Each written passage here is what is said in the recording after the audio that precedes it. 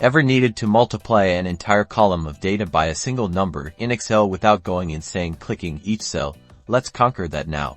Imagine you have a list of sales figures in Excel, and you need to quickly calculate a 10% tax for each first. We'll tackle this using a simple formula in the empty cell next to your first data point. Type an equals sign. Now, click on that first number in your data column, then type the multiplication symbol, which is the asterisk. Next, type the number you want to multiply by for our 10% tax. This would be a 10. Press enter. You'll see your first calculation appear. Now, the magic happens. Click on the cell containing your result. See that small square in the bottom right corner? That's the fill handle. Double-click this little square. Excel will automatically copy your formula down the entire column, multiplying each value by your chosen number. But what if you want to keep your original data in place and add the multiplied values into a new column? Or replace the original data with the calculation?